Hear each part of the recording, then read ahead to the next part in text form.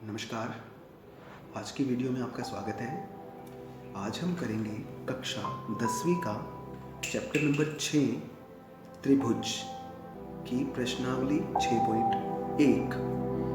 6.1 करने से पहले कुछ बेसिक जानकारियां हैं इस चैप्टर के बारे में, वो हम करते हैं।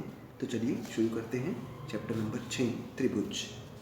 देखिए, त्रिभुज के बारे में हम लोग सभी जानते हैं कि तीन तरफ से बंद आकृति को या तीन रेखाखंडों से बंद आकृति को त्रिभुज कहते हैं। क्योंकि ये सभी चीज़ तो आपको पता ही है, हम आगे बात करते हैं। देखिए, 9th क्लास में हम लोगों ने सर्वांग समता के बारे में पढ़ा था कि सर्वांग सम त्रिभुजें क्या होती हैं। सर्वांग समता क्या थी कि सर्वांग समता, सर्वांग सम, यदि इसका संधि विच्छेद करें तो सर्व अंग समान, यानी जिसका समान आकार और समान आमाप, यानी शेप भी सेम हो और साइज भी सेम हो, वो सर्वांग सम होते हैं। लेकिन इससे अलग अब हम जो 10वीं में करने जा रहे हैं वो कर रहे हैं हम समरूपता।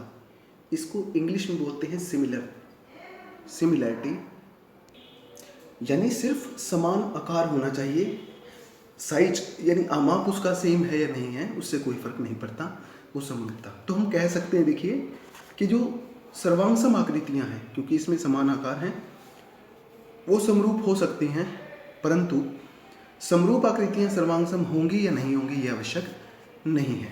तो चलिए करते हैं। जैसे पहला है, हमने ये सर्कल्स बनाए हैं, वृत्त बनाए हैं। अब यदि इनके बारे में बात करें कि सर्वांगसम है या नहीं है, तो देखिए इनकी जो त्रिज्याएं हैं वो समान नहीं है। और यदि त्रिज्याएं समान नहीं है यानी माप समान नहीं है, तो ये त्रिभुज, ये जो वृत्त हैं, ये सर्वांगसम नहीं होंगे, परंतु समरूप होंगे। क्यों? क्योंकि आकार जो है इनका ये समान है, गोलाकार इस तरह से वृत्ताकार, तो इसलिए क्या है ये समरूप।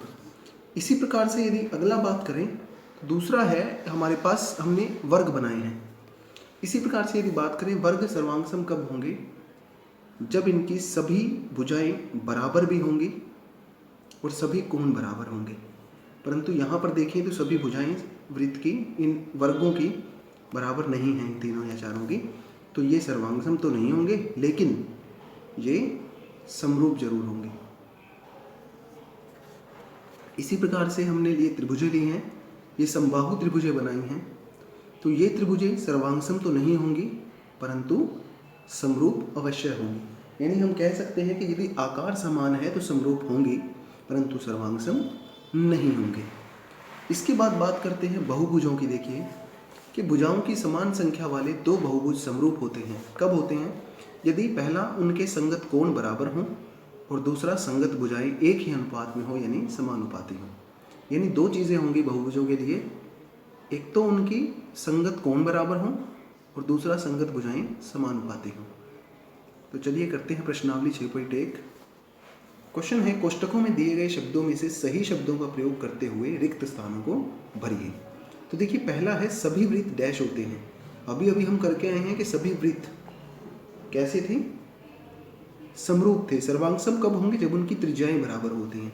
पर क्योंकि यहाँ सभी वृत्तों की त्रिज्याएं बराबर नहीं होती, आकार में सिर्फ समान होते हैं, तो इसलिए वो क्या होंगे? समरूप होंगे। इसी प्रकार से सभी वर्ग, अभी अभी वर्ग भी करके आए हैं, वर्ग भी कैसे होते हैं? सर्वांगसम तो सभी नहीं हो सकते, तो इसलिए वो क्या होंगे? समरूप। क्यों? क्योंकि उनकी सभी की भुजाएं बराबर नहीं होती। फिर डैश, सभी त्रिभुज समरूप होते हैं। समद्विबाहु या समबाहु। देखिए सभी, हमने अभी भी कहा था कि समान यदि उसकी सभी भुजाएं बराबर हों तो हम कह सकते हैं कि सभी समबाहु त्रिभुज बराबर होते, समरूप होते हैं। उसके बाद अभी भी हम पढ़ के आए हैं कि भुजाओं की समान संख्या वाले दो बहुभुज समरूप होते हैं यदि, पहला क्या कहा था? उनके संगत कोण बराबर हों, तो यहाँ जाएगा बराबर, और उनकी संगत भुजाएं क्या आती? समानुपाती।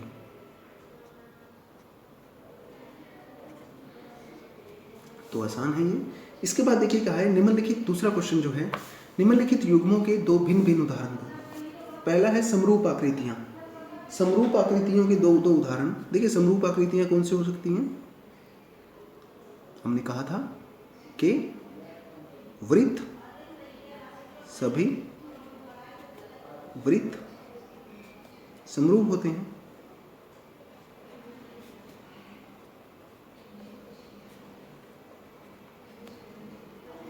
तो जब सभी वृत्त समरूप हो सकते हैं तो हम कह सकते हैं कि दो वृत्त, यानी ये उदाहरण है कि दो वृत्त जो है वो समरूप होते हैं।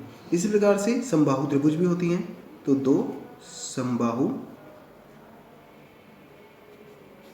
त्रिभुजें।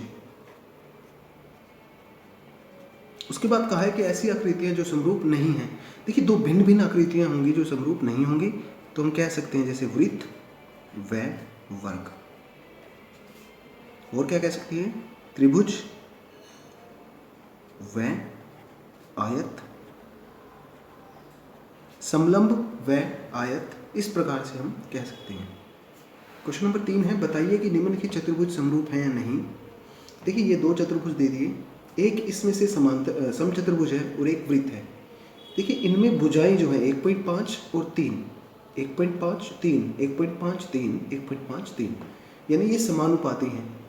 लेकिन इनके कोण जो थे, इसमें प्रत्येक कोण 90 डिग्री का है, परंतु समचतुर्भुज का प्रत्येक कोण 90 डिग्री का नहीं है। तो हमने तो कहा था कि दो बहुभुज तभी समरूप होंगे जब उनकी संगत भुजाएं समानुपाती होंगी और संगत कोण बराबर होंगे। तो इसलिए यहाँ पर संगत भुजाएं तो समानुपाती है लेकिन संगत कोण बराबर नहीं है। तो हम क्या कहेंगे, क्या लिखेंगे कि इन दोनों चतुर्भुजों में भुजाएं समानुपाती हैं परंतु संगत कोण बराबर नहीं है, अतः ये समरूप नहीं है। तो आज के लिए इतना ही, धन्यवाद।